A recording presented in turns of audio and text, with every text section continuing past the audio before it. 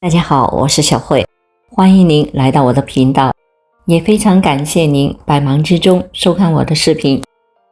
今天给大家分享的是，走路快与走路慢的人谁更长寿？最新研究已出炉。走路是人类最基本的运动行为，别看它简单，但却是性比价极高的一项运动。早在1992年，世界卫生组织就明确地指出，世界上最好的运动就是步行。说到走路的好处，更是一大箩筐，比如可以减肥、预防老年痴呆、提高免疫力、降低癌症、糖尿病、心脏病和中风发生的风险等。走路快和走路慢的人哪种更长寿？有的人走路带风，有的人适时而行，到底走得快好还是走得慢好，一直存在着很大的争议。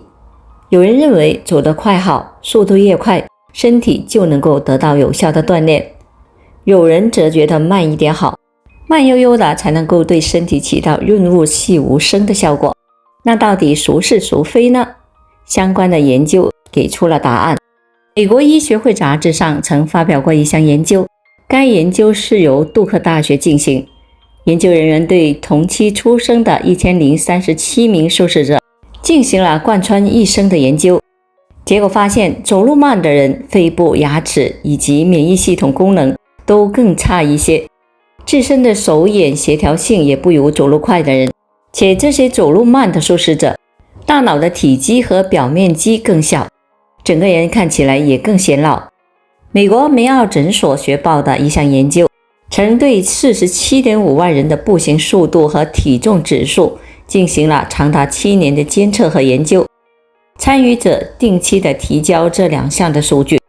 研究者通过分析模型估算他们的寿命，结果显示，不管体重指数如何，走路快的人都有更长的预期寿命。在这项研究中，走路快的女性预计平均寿命是 86.7 到 87.8 岁，走路快的男性是 85.2 到 86.8 岁，而走路慢的女性预计平均寿命是 72.4 岁，男性则为 64.8 岁，平均比走路快的人少活了15到20年。法国居里大学的研究人员也曾对3000多名中老年人进行了为期5年的观察，发现与走路最快的1/3人群相比，走路最慢的1/3人群其死于心脏病的风险上升了 40%，却与性别、年龄、体力活动的因素无关。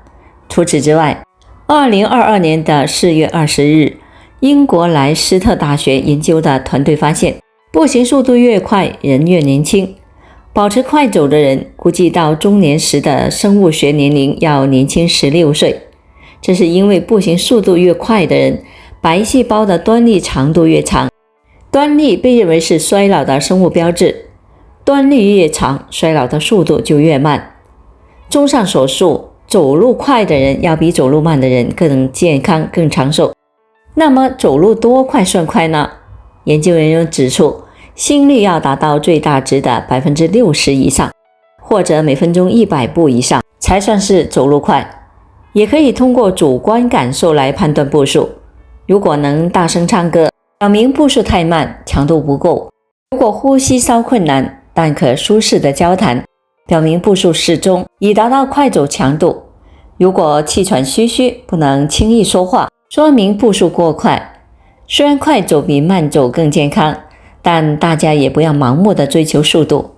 有的人身体欠佳，比如一些体弱的老年人，走太快可能会适得其反，保持自己的节奏才是最好的。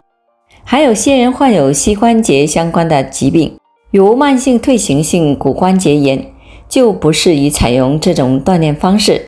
步行速度快对膝关节的压力更大。一天走多少步最健康？著名医学杂志《JAMA》的一项研究指出，对于正常的人群来说，每日步行8000步左右对身体最好。对于60岁以及以上的人群来说，步行6000到8000步为佳。60岁以下的成年人则需稳定在8000到10000步。不过，每个人的健康、体质、能力和其他的条件不同，应根据自身的情况，循序渐进地达到适合自己的运动量，否则锻炼变伤害也是分分钟的事。3. 常见的错误走路方式。1. 地点不对。走路健身在哪走很重要。2017年12月5日，顶级医学期刊《柳叶刀》刊登的研究显示，无论健康与否，在公园散步的志愿者肺功能的改善，动脉血管软化显著，而沿街散步者肺功能改善微弱，动脉硬化状况甚至恶化。这与走路环境中空气污染物的浓度有关。一般来说，公路边浓度较高的汽车尾气对身体健康危害较大。若在遇上污染严重的城市，人在这种地方走路，简直就是活动的吸尘器。所以建议大家选择比较熟悉、了解，而且空气清新、环境安静的路段走路锻炼。错误2，姿势不对。如果走路时弯腰驼背，长期以往不仅达不到好的锻炼效果，反而会导致软组织的损伤。一般来说，昂首挺胸走路时，全身七经八脉都跟着一起活动，锻炼效果更好。错误3，速度。走路速度与运动的强度直接有关，强度大小以个人的感觉为主，不出现大汗淋漓、气喘吁吁为宜。错误4，时机不对。饭后马上走路是不利于身体健康的，尤其是对于冠心病患者来说，饭后百步走可能还会导致危险。因为饱餐后人体的血液会更多的集中在胃肠部，加强消化功能。此时若从事剧烈运动，会导致心肌供血不足，出现心肌缺血、心绞痛，甚至心肌梗死。因此餐后应该休息半小时至1小时再去运动。错误5，缺乏热身。很多人觉得健走运动量不大，因此常常忽视走之前的热身活动。事实上，即使是走路这种较为温和的运动，在身体突然快速的进入运动状态时，同样会让人吃不消。此外，不热身的话，身体关节没打开，活动受限，锻炼效果也不好。错误6，时间不对。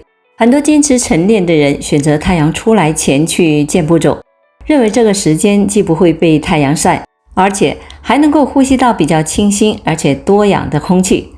其实在这个时间段内，因为植物缺乏光照，无法进行光合作用，此时的植物附近非但没有新鲜的氧气，相反还倒积存了大量的二氧化碳，不利于身体健康。好了，朋友们，今天所分享的视频内容就到这里了。如果您觉得我的视频对您有所帮助的话，就请您给我点个赞吧，非常感谢您的支持和鼓励，我们下期见。